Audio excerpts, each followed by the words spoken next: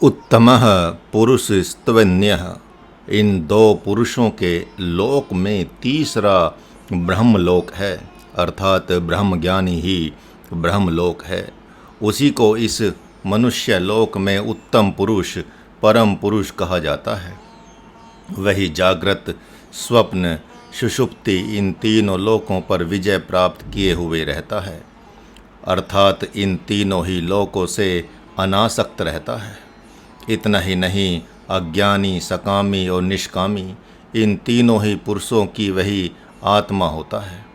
ये तीनों उसी आत्मज्ञानी की ही शरण को स्वीकार करते हैं, इसलिए वह आत्मज्ञानी ही इस मनुष्य लोक में अव्यय एवं ईश्वर कहा जाता है।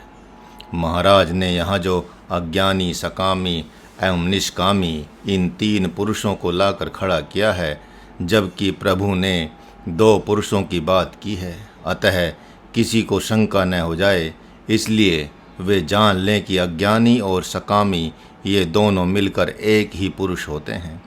अज्ञानी वे हैं जो देवी देवताओं को भी नहीं मानते, एकमात्र पशुवत जीवन जीते हैं।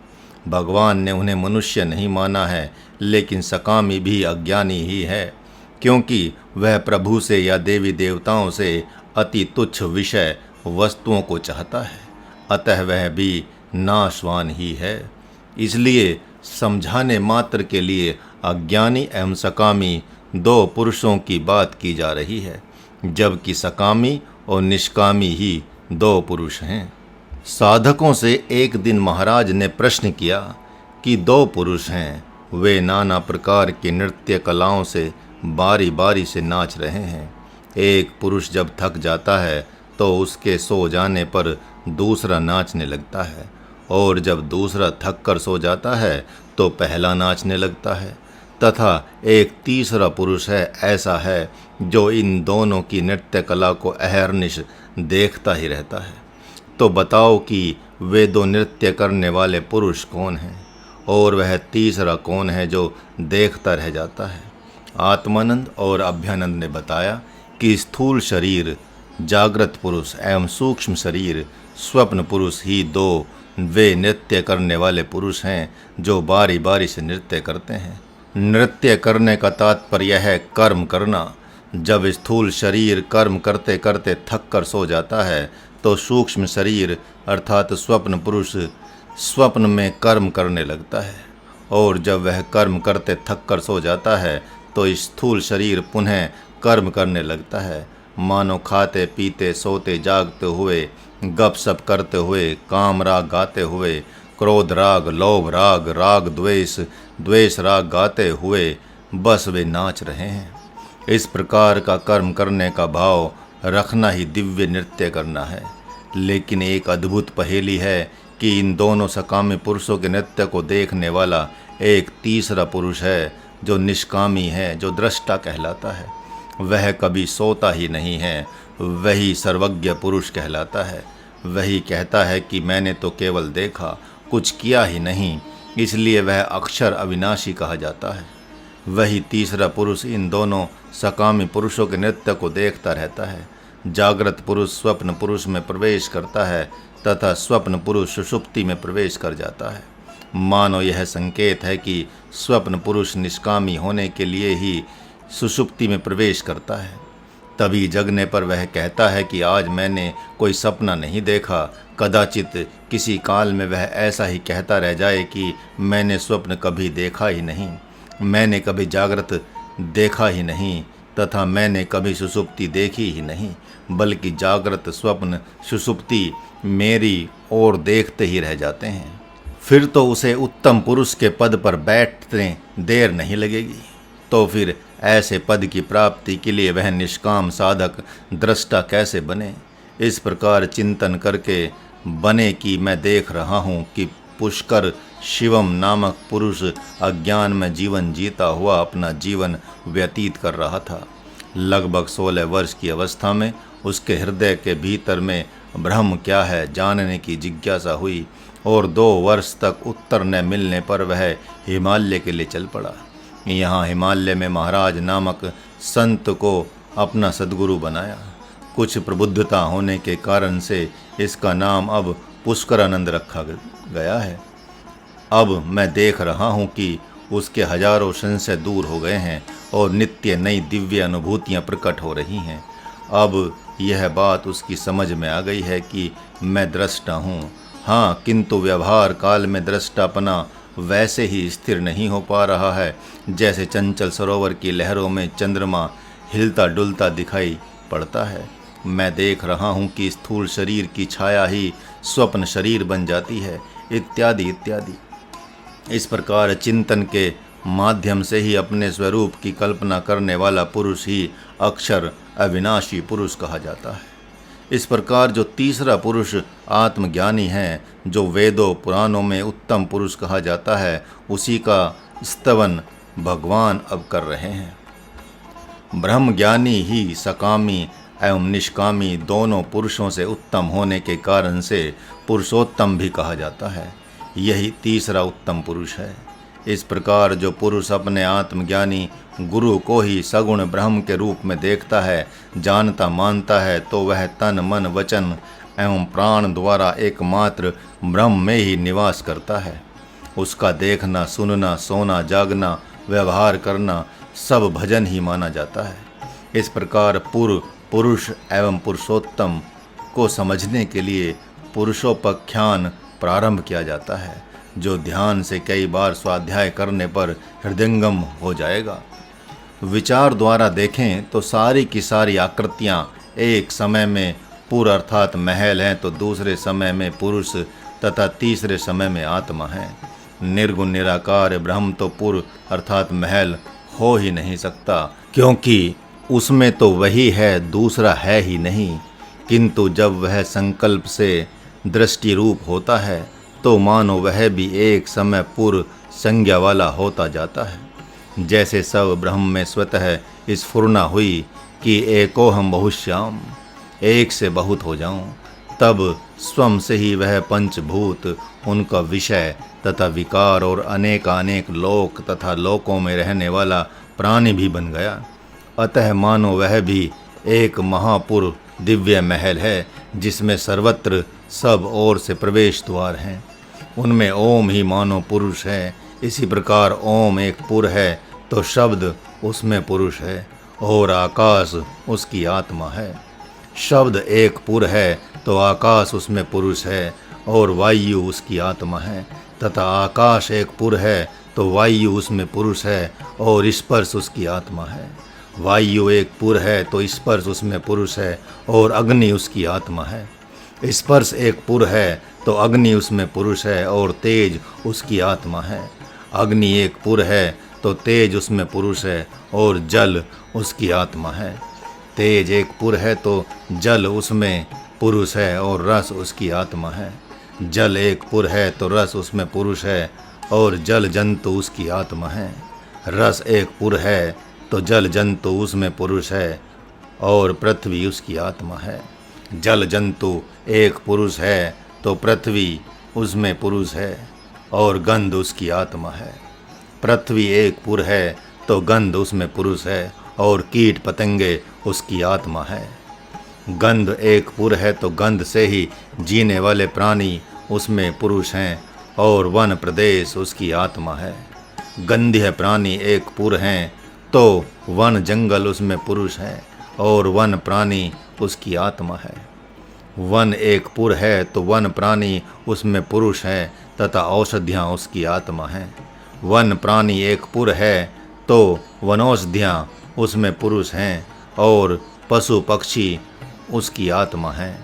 वनौषधियाँ एक पुर हैं तो पशु पक्षी उसमें पुरुष हैं और मनुष्य उसकी आत्मा है। पशु पक्षी एक पुर है तो मनुष्य उसमें पुरुष हैं और राजा उनकी आत्मा है। मनुष्य एक पुर है तो राजा उसमें पुरुष है और प्रजा उसकी आत्मा है। राजा एक पुर है तो प्रजा उसमें पुरुष है और वैदिक ब्राह्मण उसकी आत्मा है। ब्राह्मण एक पुर है तो ब्रह्मचारी उसमें पुरुष है और ब्रह्म विद्या उसकी आत्मा है। ब्रह्मचारी एक पुर है तो सन्यासी उसमें पुरुष है और त्याग उसकी आत्मा है। सन्यासी एक पुर है तो त्याग उसमें पुरुष है और दृष्टापना उसकी आत्मा है। त्याग एक पुर है तो दृष्टापना उसमें पुरुष है और आत्मशक्ति उसकी आत्मा है। दृष्टा एक पुर है तो शक्ति उसमें पुरुष है और आत्मज्ञान उसकी आत्मा है। शक्ति एक पुर है तो आत्मज्ञान उसमें पुरुष है और कैवल्य पद उसकी आत्मा है। आत्मज्ञानी एक पुर है तो कैवल्य पद उसमें पुरुष है और निष्कामी भक्त ही उसकी आत्मा है। इस प्रकार पुरुषोपाख्यान पूरा हुआ। उपरोक्त विषय को ही हिंदी पद में याद करने तथा प्रयोग करने के लिए दिया जा रहा है। ब्रह्म में नहीं ज्ञान और विज्ञान की है कल्पना, नाना तो यदि दीखता तो झूठी है ये जल्पना। संकल्प से वह बन गया बहुरूप नाम ज्ञान में, पर वही का है वही देख ले तू ध्यान में। ब्रह्म में नहीं पुर पुरुष और ही है आत्मा, पुर पुरुष भी बन गया और वह परमात्मा। वह विभाग कर रहा तू प्रिय है तेरे लिए, यह जान कर संसार में सम शांत होकर तू जिए। ब्रह्म महापुर है तो संकल्प उसमें पुरुष है, नाद यदि पुरुष है तो ओम उसकी आत्मा। नाद महापुर है तो ओम उसमें पुरुष है, ओम उसमें पुरुष है तो आकाश उसकी आत्मा। ओम महापुर है तो आकाश उसमें पुरुष है, आकाश उसमें पुरुष है तो शब्द उसकी आत्मा। आकाश महापुर है तो शब्द उसमें पुरुष है, शब्द उसमें पुरुष है तो वायु उसकी आत्मा। शब्द महापुर है तो वायु वहाँ पुरुष है, वायु वहाँ पुरुष है तो स्पर्श उसकी आत्मा। वायु महापुर है तो स्पर्श वहाँ पुरुष है, स्पर्श वहाँ पुरुष है तो अग्नि उसकी आत्मा।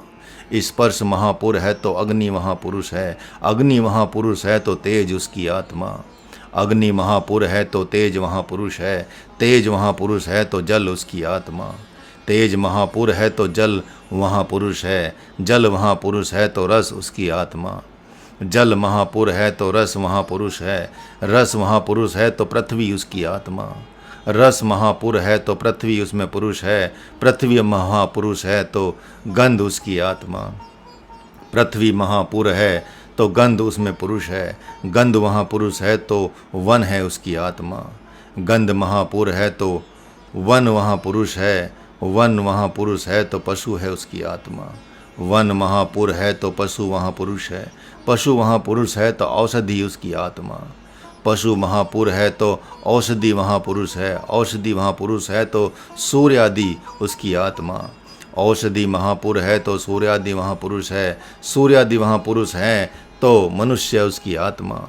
सूर्यादि महापुर है तो मनुष्य वहाँ पुरुष है, मनुष्य महापुरुष है तो राजा उसकी आत्मा।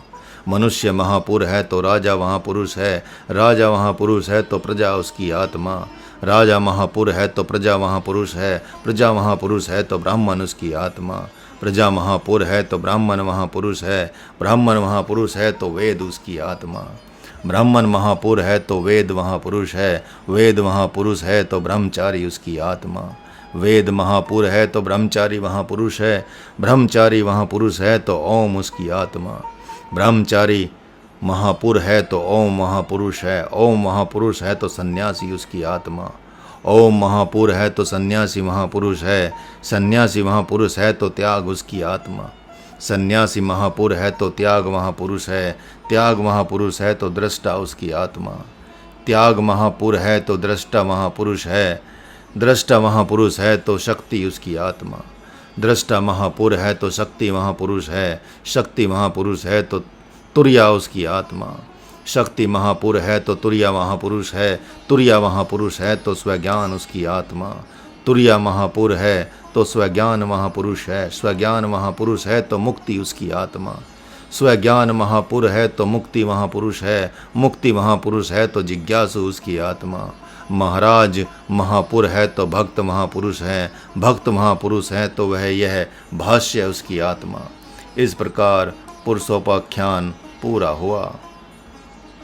यो मामे वम सम्मूढ़ो जानाति पुरुषोत्तम। इस मंत्र द्वारा अब युद्ध के मैदान में चलते हैं, जहां भगवान अर्जुन को ललकारते हुए क्या कह रहे हैं उसे भी देख चलते हैं। हे भारत, जो महात्मा जन मुझ वासुदेव को ही पुरुषोत्तम मानते हैं, जानते हैं, वे संपूर्ण भावों से एकमात्र मेरे लिए ही जीते हैं। वे जो कुछ भी करते हैं मेरी आज्ञा अनुसार ही करते हैं, इसलिए उनका किया हुआ सब कुछ भजन ही माना जाता है। तुमने स्पष्ट देखा ही है कि महात्मा विदुर एवं भक्त अक्रूर ये दो मेरी ऐसी प्रिय आत्मा हैं जो शरीर से असुरों के साथ रहते हैं किंतु कार्य मेरा करते हैं। वे झूठ छल कपट के साथ उन लोगों के मध्य रहते हैं किंतु फिर भी वे निर्दोष कहे जाते हैं। लाक्षागृह में तुम लोगों को दुर्योधन द्वारा जला डालने की योजना को महात्मा विदुर ने सफल नहीं होने दिया। छल से तुम लोगों को बचा ले गए किंतु छल करने का पाप उन्हें नहीं लगा। भक्त अक्रूर कंस की प्रत्येक गुप्त मंत्रणा को नंद बाबा के पास भेज देते थे। इतना ही नहीं, उस दुरात्मा के जरासंध की सेना के साथ अपने पिता उग्रसेन की सेना पर आक्रमण करने की योजना तथा उन्हें सिंहासन से उतार कर कारागार में डालने की योजना को भी पहले ही अवगत करा दिया था। फिर भी उन्हें पाप न लगा। विदुर रहते हैं अंधे धृतराष्ट्र के साथ, लेकिन गांधारी जैसा नहीं रहते। वे वहाँ आँख खोल कर रहते हैं। इस प्रकार वे मेरा भजन ही करते हैं। यदि तुमने भी मुझे पुरुषोत्तम के रूप में देखा है तो मेरी आज्ञा अनुसार क्या हुआ युद्ध ही तुम्हें संपूर्ण जप तप योग एवं ज्ञान का फल देगा। स्पष्ट संकेत है कि जो अपने सद्गुरु को सगुण साकार एवं निर्गुण निराकार ब्रह्म के रूप में देख लेगा वह उसी दिन से उसी का होकर रह जाएगा। ब्रह्म रूप में दिखाई पड़ना ही अंतिम सिद्धि है, क्योंकि उसके उपरांत तो उसी का होकर उसी के रूप में देखते ही तन मन वचन हृदय ब्रह्म में हो ही जाता है। उसके लिए कोई क्रिया करनी नहीं पड़ती। जैसे किसी बच्ची को धर्मपत्नी के रूप में स्वीकार करते ही काम रूपता हो ही जाती है, उसके लिए किसी यत्न की आवश्यकता नहीं पड़ती। इस ब्रह्म विद्या में शास्त्र से प्रभु ने एकमात्र संपूर्णता से अपनी जगह सद्गुरु की ही स्थापना की है। जैसे पिता अपने प्रिय पुत्र को अपनी विरासत देने के लिए उसके द्वारा कुछ यत्न नहीं कराता, हाँ, जो उसे देना है उसको धारण करने की शक्ति सामर्थ्य उसको दे देता है। अथवा पिता की तन मन हृदय को सेवा शुश्रूषा करते हुए ही उसकी आज्ञा अनुसार कर्म करते रहने से ही उसमें उसकी संपत्ति रूप विरासत को धारण करने की क्षमता आ ही जाती है। ठीक यही बात गुरु एवं शिष्य के विषय में समझनी चाहिए। सद्गुरु अपने निकटतम शिष्य से घोर जप तप योग नहीं कराता बल्कि ब्रह्म विद्या सुनाता है। इसी से तो इस ब्रह्म विद्या को श्रुति कहा जाता है, जो गुरु मुख से सुनने मात्र से ही प्राप्त हो जाती है और हृदय में प्रतिष्ठित भी हो जाती है। इस प्रकार भगवान का यह संकेत है कि साधकों एवं भक्तों ने अपने आत्मज्ञानी गुरु का रूप गुरु को पहचान लिया है, तो उस सद्गुरु के आज्ञा अनुसार व्यवहार में बरतने से ही उन्हें अपने परम स्वरूप की प्राप्ति हो जाती है। प्रश्न है कि अपने सद्गुरु को भी सगुण ब्रह्म के रूप में देखने नहीं देने में वे कौन से आवरण बाधक हैं, तो आएं संक्षिप्त में इन आवरणों को निम्न पद से देखें। अथ ब्रह्म आवरणोपाख्यान प्रारंभ। आश्चर्य है आश्चर्य है आश्चर्य ही सब हो गया, पल भर के पूर्व था जगत कहाँ गया वह खो गया। पल भर के पूर्व राज था महाराज ही था आवरण, सर्वत्र सर्वरूप है वह अब हुआ अनावरण। पल भर के पूर्व सिद्ध हूँ यह भाव ही था आवरण, अब महाचैतन्य ही चैतन्य है अनावरण। पल भर के पूर्व ब्रह्म की थी खोज का ही आवरण, पर ब्रह्म ही है सब ब्रह्म है सब दीखता अनावरण। पल भर के पूर्व जीव की थी खोज का ही आवरण, पर जीव ही है शिव अब है दीखता अनावरण। पल भर के पूर्व मन की खोज ही था आवरण, पर मन ही महादेव है दीखता अनावरण। चंचल सा दीखता सदा यह दोष ही था आवरण, पर शांत और सम हुआ यह मन हुआ अनावरण। पल भर के पूर्व बुद्धि की मलिनता थी आवरण, पर बुद्धि ही है ब्रह्म अतः अब हुआ अनावरण। पल भर के पूर्व राजसी अहंकार ही था आवरण, पर कहाँ चला गया अब मैं हुआ अनावरण। पल भर के पूर्व तामसी अहंकार ही था आवरण, पर कहाँ चला गया अब मैं हुआ अनावरण। पल भर के पूर्व सात्विक अहंकार ही था आवरण, पर कहाँ चला गया अब मैं हुआ अनावरण। पल भर के पूर्व राजस यह भाव ही था आवरण, तामस भाव है कुंभकर्ण मैं सदा अनावरण। सत भाव है विभीषण यह भाव ही था आवरण, त्रिभाव का जब लय हुआ तो चैतन्य है अनावरण। कौन कहाँ कैसे यह प्रश्न ही था आवरण, प्रश्न सब कहाँ गए अब बचा अनावरण। भय मृत्यु का संताप शोक त्रिताप ही था आवरण, ये कहीं न दिखते तो मैं हुआ अनावरण। ज्योतिष का योग लग्नवार तिथि ही था आवरण, सब भ्रम में ये हो गए तो मैं हुआ अनावरण। मास वर्ष युग वह मनवंतर ही था आवरण, सब भ्रम में ही हो गए तो अब हुआ अनावरण। दुर्घर्ष काम कहाँ गया जो था महाआवरण, क्रोध लोभ लुप्त हुआ जब बचा अनावरण।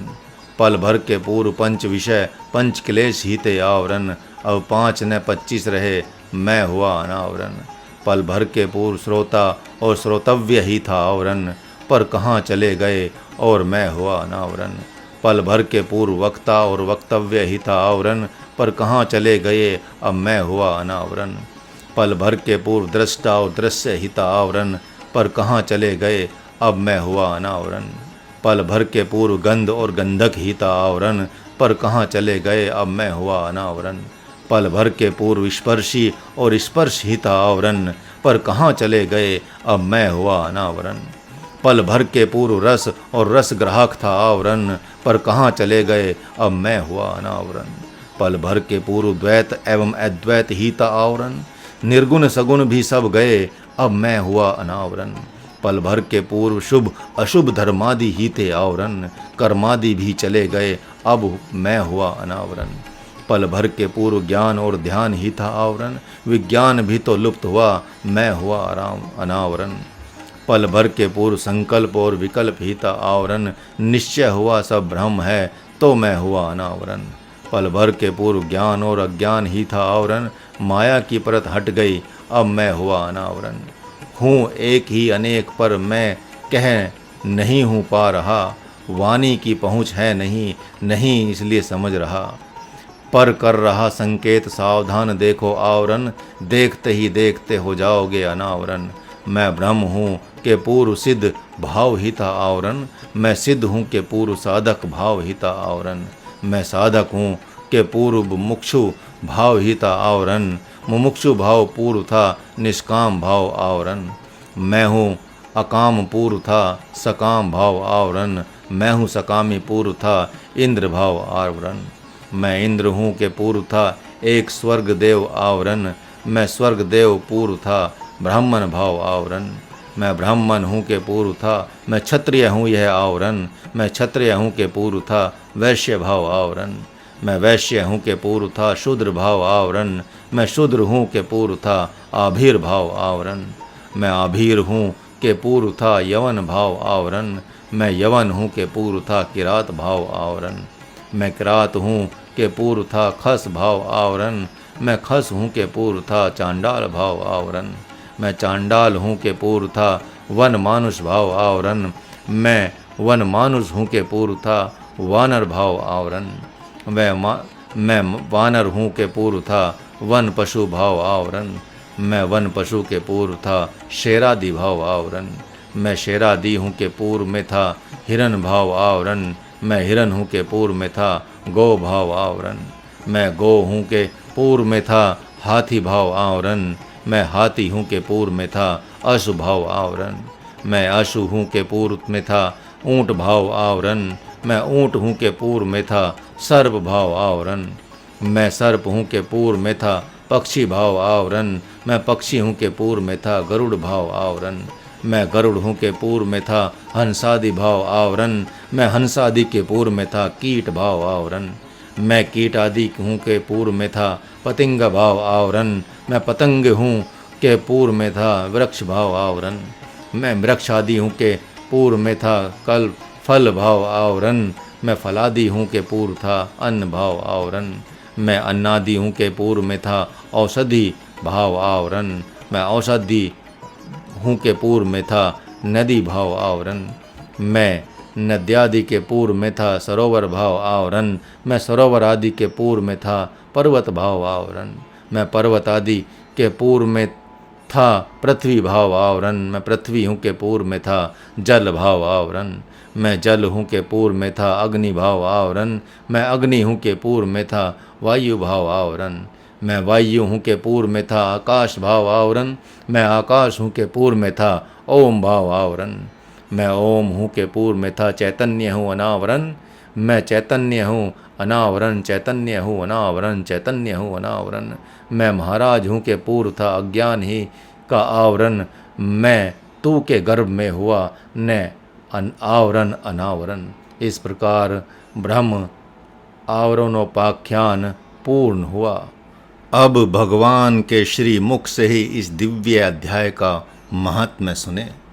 हे पार्थ, जो निष्पाप पुरुष मेरे इस दिव्य शास्त्र का श्रवण पठन पाठन मनन चिंतन कर मेरे परम अव्यय अविनाशी स्वरूप को जान लेता है, वह अपने स्वरूप को भी जानकर कृतकृत्य हो जाता है। इस अध्याय को भगवान ने गुह्यतम शास्त्र कहा है, इसलिए कि इसमें जीव लोकों की, आत्म लोकों की तथा ब्रह्म लोकों की कहानी स्पष्ट की गई है। जो आत्म जिज्ञासु हैं वे सजगता से इसका पठन पाठन करने मात्र से ही अपने स्वरूप में स्थित हो सकते हैं तथा उसके लिए विशेष कुछ करने शेष नहीं रह जाएगा। अपने मन से करने को करना कहते हैं, अपनी आँखों से देखने को देखना कहते हैं, उसी प्रकार अपने कानों से सुनने को सुनना कहते हैं। किंतु सद्गुरु की आँख से देखना देखना नहीं कहलाता, उसके कान से सुनना सुनना नहीं कहलाता, उसकी वाणी से बोलना बोलना नहीं कहलाता, उसके मन बुद्धि से मनन चिंतन करना नहीं कहलाता। फिर उसे जब कुछ करना शेष नहीं रह जाता तो क्या वह पाषाणवत हो जाता है?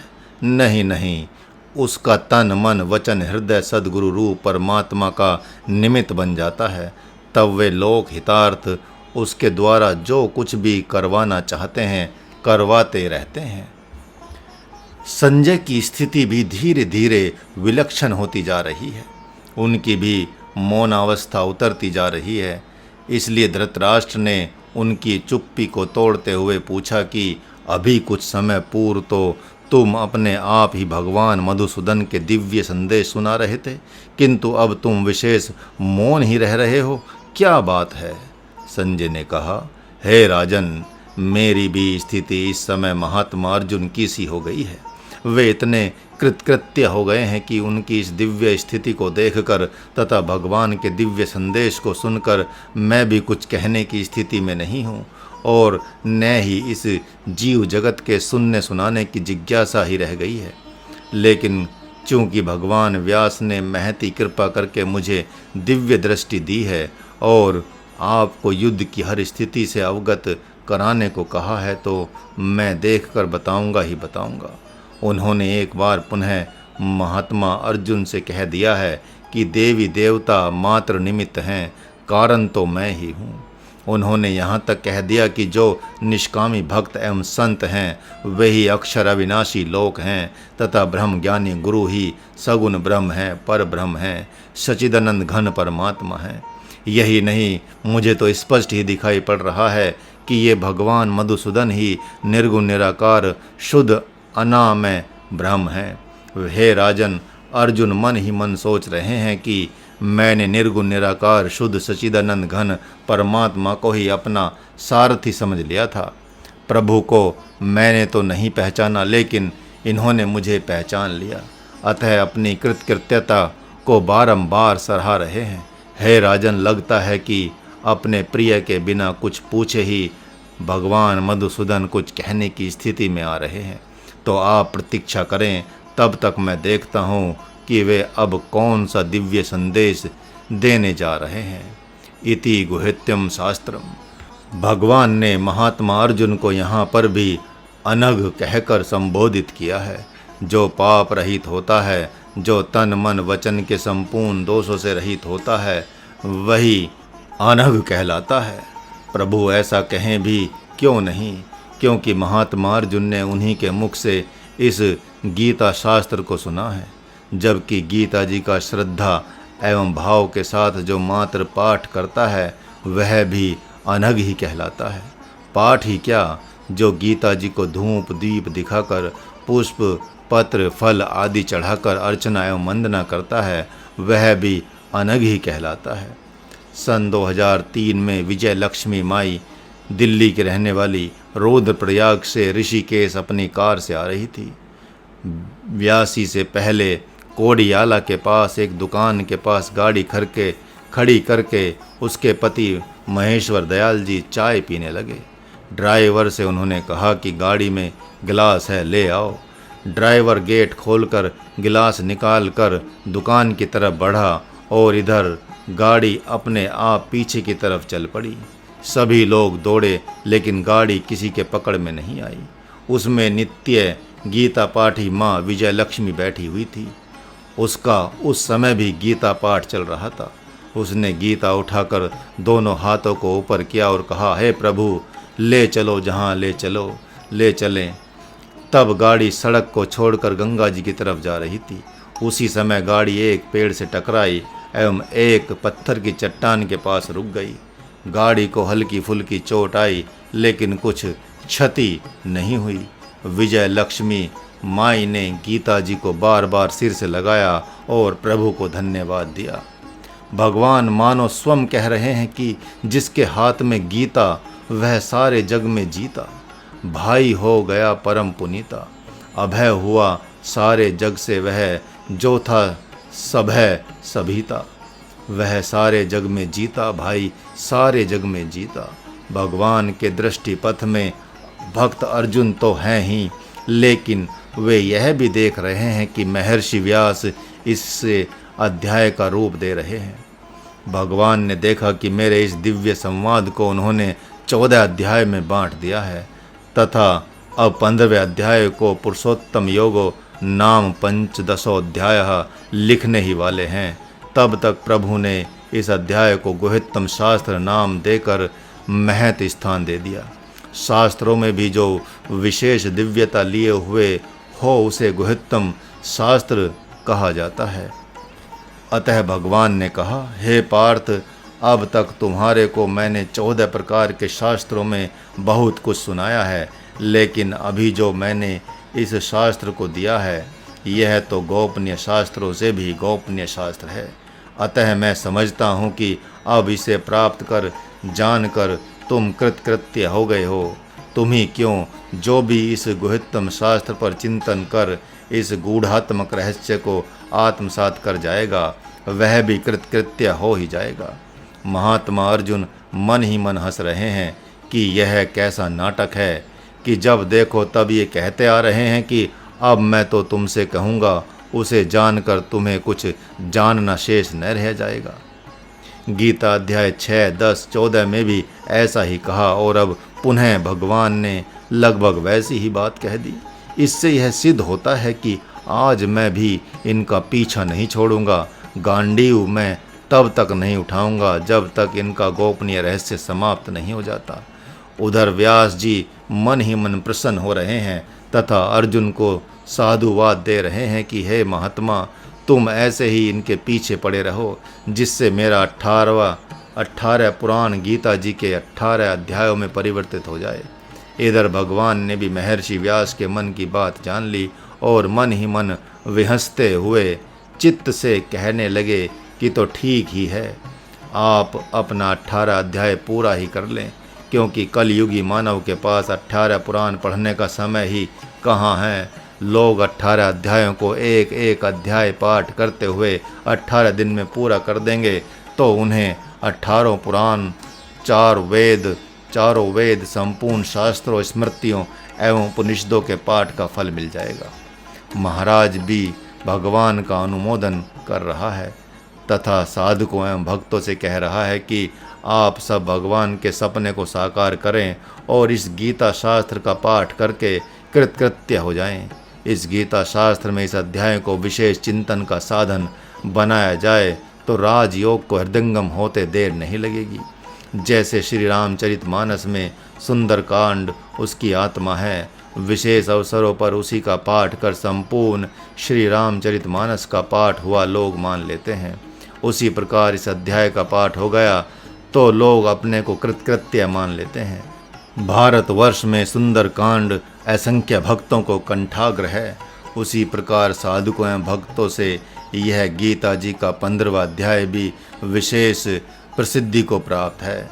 संत एवं साधक तो जहाँ भी प्रसाद पाते हैं सर्वप्रथम इसका पाठ कर लेते हैं। तो आप सब भी प्रभु को निराश न करें और इस अध्याय में बार बार गोते लगाकर कृतकृत्य हो जाएं। इस अध्याय को महाराज ने पद रूप में गाया है, आप भी इसे मारु विहाग राग में गाकर कृतकृत्य हो सकते हैं। अविनाशी तरुवर कहत या को कोई, वेद पुराण जाको कहत कोई कोई। पर जाने ना जाने रे कोई, कोई जाने कोई माने ना। ज्ञान भयो जग मिलत नाही कबहूँ, भागत तम जिमी आवत रबहूँ।